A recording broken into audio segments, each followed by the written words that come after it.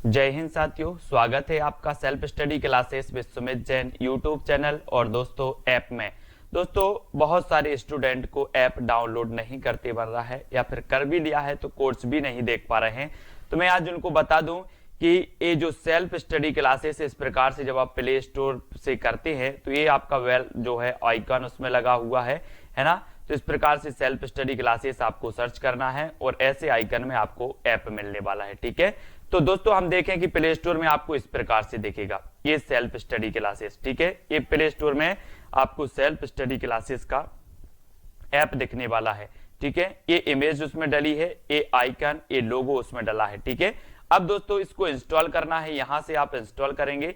ठीक है, अब इंस्टॉल करेंगे तो वहां पर आपको नंबर मांगेगा, जीमेल नंबर मांगेगा, तो आपको ओटीपी आएगा, तो आप रजिस्टर करके आगे बढ़ेंगे।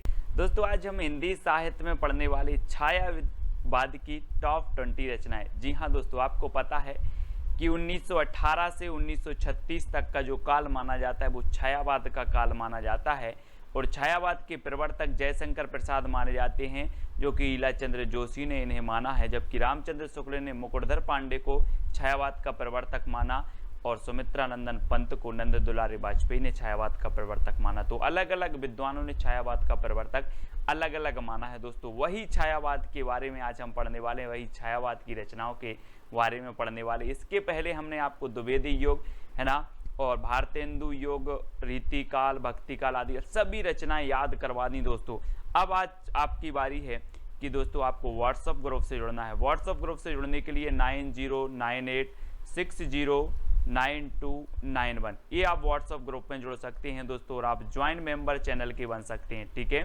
ज्वाइन मेंबर बनने के लिए चैनल पर ज्वाइन बटन दिया है, ज्वाइन पर क्लिक करेंगे तो वहां पर 3 दोस्तों प्लान है। सबसे पहला प्लान है सिल्वर प्लान।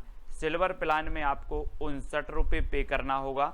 ठीक है, फिर है गोल्ड प्लान, 159 रुपये पे करना होगा। डायमंड प्लान जो कि दोस्तों आपको 299 रुपये करना होगा। 59 वाले सिल्वर प्लान में आपको दोस्तों क्या किया जाएगा, आपका कमेंट हाईलाइट होगा। ठीक है, आप लाइव स्ट्रीमिंग वाली वीडियो देख सकेंगे। ठीक है, गोल्ड प्लान में दोस्तों आपको और एक्स्ट्रा मिल जाएगा कि आपको इमोजी मिलेगा, लाइव स्ट्रीम मिलेगी, वॉलपेपर्स से संबंधित होंगे है ना। और दोस्तों डायमंड प्लान में आपको व्हाट्सएप ग्रुप में भी जोड़ दिया जाएगा और व्हाट्सएप ग्रुप में आपको स्टडी मटेरियल प्रेषित किया जाता है। ठीक है, जो भी हमारे चैनल पर पढ़ाया जाता है वो स्टडी मटेरियल आपको प्रेषित किया जाता है। आप डायमंड जो है प्लान चुनते हैं तो स्टडी मटेरियल यानी सोशल मीडिया से आप जुड़ जाते हैं। ठीक है, तो स्टार्ट करते हैं दोस्तों आज का ये वीडियो। सबसे पहले आपसे पूछा जाता है कामायनी महाकाव्य के रचनाकार कौन है। 4 विकल्प हैं, 2 सेकंड में आप अपने उत्तर का बताना है दोस्तों। और यहाँ पर चित्र में देखना दोस्तों, एक कामायनी रचना है और ये महाकाव्य है। और आपको पता है कि आप कामना करने जाते हो कहाँ पर, जयशंकर के प्रसाद, शंकर जी के पास जाते हो ना, भगवान मुझे परीक्षा पास करवा देना, तो क्या करने जाते हो, कामना करने जाते हो। तो कामायनी महाकाव्य किसका होगा, शंकर जी के पास जाते हो तो जयशंकर प्रसाद। ठीक है, और एक कामायनी दोस्तों आपको ये आपको रचना दिख रहा है, ये रचना है, ये बुक है और ये जयशंकर प्रसाद जी की है। ठीक है, और ये महाकाव्य है, कितने सर्गों का महाकाव्य है, 15 सर्गों का महाकाव्य है दोस्तों, और 1935 में ये प्रकाशित हुआ था। ठीक है, तो याद रख लेना, छायावाद का श्रेष्ठ महाकाव्य माना जाता है। लोकायतन महाकाव्य के रचनाकार कौन है दोस्तों। 4 विकल्प हैं दोस्तों, महाकाव्य, लोकायतन और कामायनी, ये दोनों ही छायावाद के महाकाव्य हैं और आपको बताना है 2 सेकंड में। और इसकी जो ट्रैक है दोस्तों, लोक में सुमित्रा आए हैं, लोक में सुमित्रा आए हैं, तो लोक में तो लोकायतन और सुमित्रा आए हैं तो सुमित्रा नंदन पंत। ये सुमित्रा नंदन पंत का महाकाव्य माना जाता है दोस्तों लोकायतन। ठीक है, यानी बी नंबर आपका सही हो जाएगा। आपको ट्रिक याद रखनी है, लोक में सुमित्रा आए हैं, लोक से लोकायतन और सुमित्रा से सुमित्रा नंदन पंत। ठीक है, पल्लव के रचनाकार कौन है दोस्तों। 4 विकल्प हैं, जब तक मैं आपको बता दूं कि जो पल्लव है इसे छायावाद का घोषणा पत्र, छायावाद का मैनिफेस्टो कहा जाता है।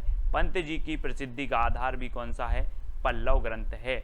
और ये किसकी है, पंत जी की है, सुमित्रा नंदन पंत। और इन्हें प्रकृति का चेतेरा कवि भी कहा जाता है ना, प्रकृति का सुकुमार कवि, प्रकृति का चेतेरा कवि। और दोस्तों सुमित्रा से पल्लव पड़ा है। आप बोलते ना कि किससे पाला पड़ गया यार, वही है, सुमित्रा से पाला पड़ा है, सुमित्रा से पल्लव पड़ा है। ठीक है, तो सुमित्रा से पल्लव पड़ा तो सुमित्रा नंदन पंत की रचना हो जाएगी पल्लव। तुलसीदास के रचनाकार कौन है? 4 विकल्प हैं, जयशंकर प्रसाद, सुमित्रा नंदन पंत, निराला, महादेवी वर्मा। और आपको पता है दोस्तों तुलसीदास एक श्रेष्ठ कवि हैं और तुलसीदास रचना भी है, तो तुलसीदास निराला कवि है, तुलसीदास निराला कवि है, तो तुलसीदास तो निराला कवि है ही दोस्तों, और तुलसीदास जो रचना है ये भी निराली रचना है, यानी कि निराली से और निराला से आपका निराला सा नंबर सही हो जाएगा। आपको याद रख लेना तुलसीदास निराला कवि है। ठीक है, तो ये तुलसीदास रचना निराला की हो जाएगी। ठीक है, अगला है दोस्तों राम की शक्ति पूजा के रचनाकार कौन है? बहुत ही बढ़िया रचना है और मोस्ट इंपॉर्टेंट है दोस्तों। और राम की शक्ति की पूजा कौन करते हैं? निराले व्यक्ति करते हैं, है ना, या फिर राम की शक्ति पूजा निराली है। राम की शक्ति पूजा निराली है, राम की शक्ति पूजा निराले व्यक्ति करते हैं, तो राम की शक्ति पूजा के रचनाकार कौन होंगे?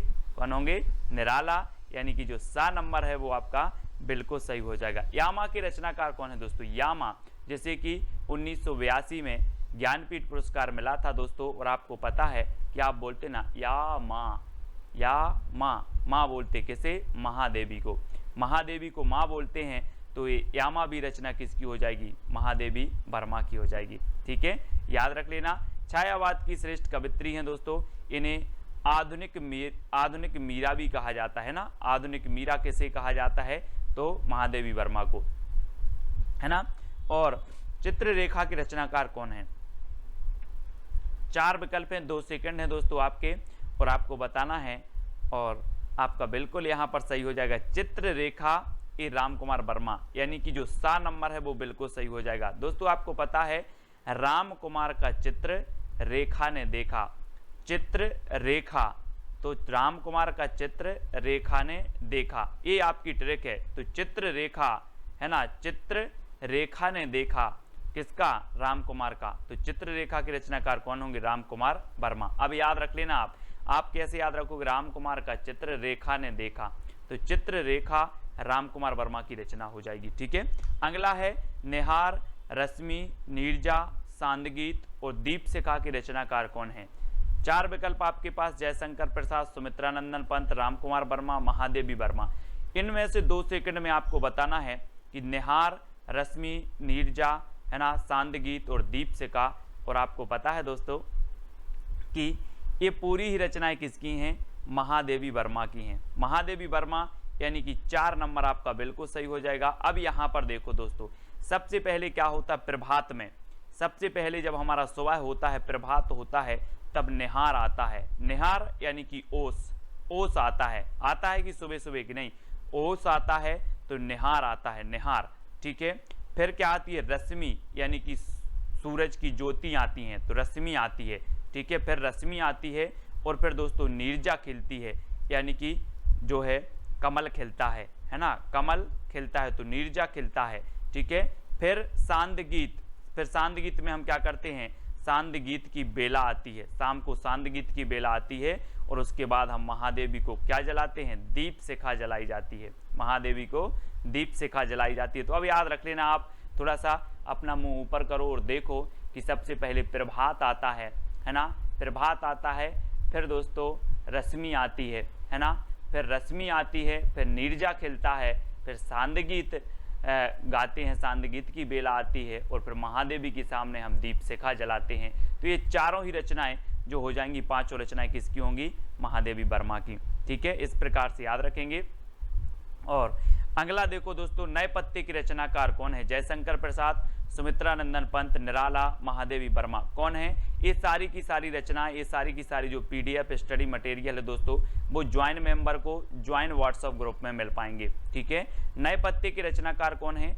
और आपको पता है दोस्तों ये नए पत्ते, है ना, ये किसकी रचना है? सूर्यकांत त्रिपाठी, निराला। और आपने पेड़ में देखे होंगे जब नए पत्ते आते हैं तो बिल्कुल निराले पत्ते होते हैं। कैसे होते हैं? निराले होते हैं, नए पत्ते निराले होते हैं। तो नए पत्ते के रचनाकार कौन होंगे? निराला जी। ठीक है, अगला है निर्माल्य एक तारा के रचनाकार कौन है? 4 विकल्प हैं, बहुत ही बढ़िया प्रश्न है। और दोस्तों आपको पता है कि निर्मल एक तारा का वियोगी है, निर्मल एक तारा का वियोगी है, तो निर्मल से निर्माल, एक तारा से एक तारा का वियोगी है, सो मोहनलाल महतो वियोगी। ये वियोगी की रचनाएं हैं कौन सी?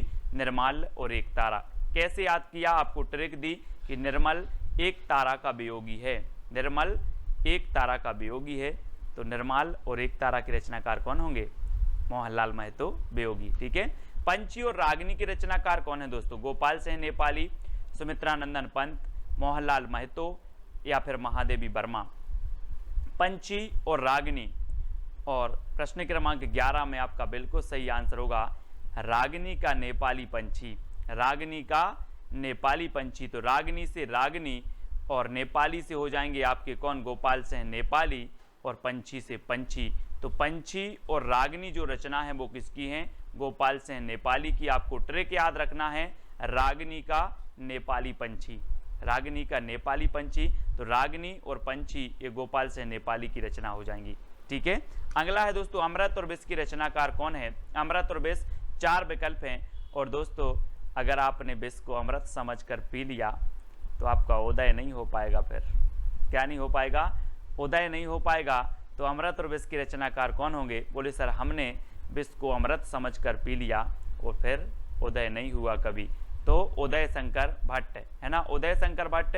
और ये एक रचना अमृत और विष अमृतलाल नागर की भी है, कंफ्यूज नहीं होना। और ये अमृत और विष जो रचना है ये किसकी है? उदय शंकर भट्ट की भी है। ठीक है। तो डी नंबर आपका बिल्कुल सही है। कलापी की रचनाकार कौन है? कलापी।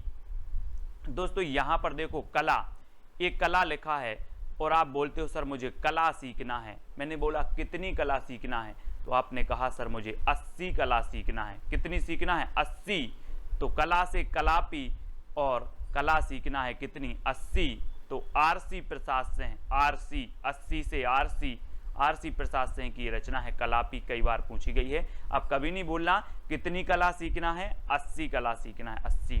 ठीक है। अगला है अंतर्ध्वनि की रचनाकार कौन है दोस्तों? अंतर्ध्वनि, अंतर की ध्वनि मतलब अंदर की ध्वनि को जानो, अंतर की ध्वनि को जानना है। तो जानना है तो जनार्दन झा, जनार्दन है ना। अंतर्ध्वनि को क्या करना है? जानना है, जनार्दन, जनार्दन झा द्विज की रचना हो जाएगी बी नंबर। अंतर्ध्वनि के रचनाकार कौन है आपसे पूछा जाएगा तो आप बोलोगे सर अंतर की ध्वनि को जानना है तो जनार्दन झा। ठीक है। अगला है मानसी, राका और विसर्जन की रचनाकार कौन है? दोस्तों एक मानसी राम त्रिपाठी जी की भी है। ठीक है। और याद रख लेना है, और ये मानसी जो रचना है ये आपकी उदय शंकर भट्ट की भी है। ठीक है।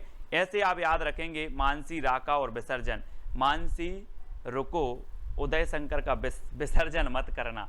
मानसी रुको, उदय शंकर का विसर्जन मत करना। तो मानसी से मानसी, रुको से राका और विसर्जन से विसर्जन। मानसी, राका और विसर्जन है ना। और अमृत और विष ये 4 रचनाएं इनकी हैं कौन की? उदय शंकर भट्ट की। मानसी रुको, उदय शंकर का विसर्जन मत करना। मानसी रुको, उदय शंकर का विसर्जन मत करना।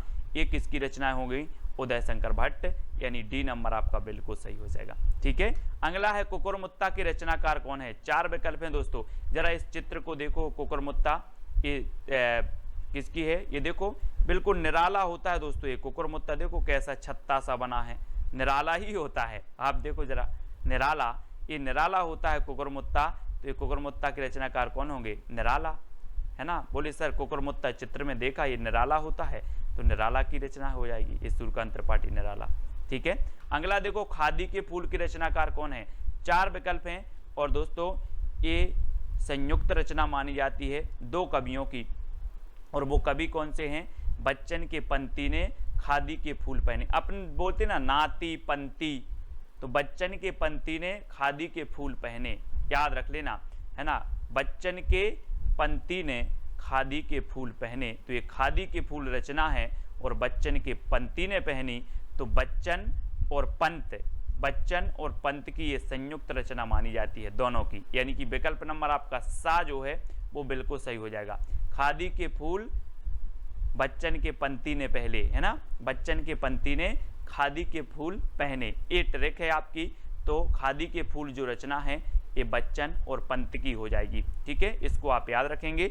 अगला है करुणालय और आंसू की रचनाकार कौन है। दोस्तों आपको ट्रिक कौन सी अच्छी लगी है वो आप बता देना, और आप ज्वाइन व्हाट्सएप ग्रुप से ज्वाइन होना चाहते हैं, है ना, जुड़ना चाहते हैं, तो आपको चैनल के ज्वाइन मेंबर बनना पड़ेगा। ज्वाइन मेंबर का अलग से व्हाट्सएप ग्रुप है और जो है सब्सक्राइबर मेंबर का अलग से व्हाट्सएप ग्रुप है। ठीक है, तो ज्वाइन मेंबर को विशेष जो है यहाँ पर स्टडी मटेरियल प्रेषित किया जाता है दोस्तों, और सब्सक्राइब मेंबर को टेस्ट आदि बहुत सारी चीज़ें करवाई जाती हैं। तो आप ज्वाइन मेंबर बनना चाहते हैं तो चैनल के ज्वाइन बटन पर क्लिक करें और वहाँ से आप कुछ राशि पे करके जो है ज्वाइन मेंबर बन सकते हो। करुणालय और आंसू की रचनाकार कौन है। दोस्तों आपको पता है कि करुणालय आंसू, करुणा के आंसू हम पढ़ते ना, करुणा के आंसू शंकर जी के सामने करुण के आंसू, ऐसे लिख लो, शंकर जी के सामने करुण के आंसू बहाते हैं, करुणा के आंसू बहाते हैं, करुण से करुणा कर दो, करुणा के आंसू बहाते हैं, किसके सामने,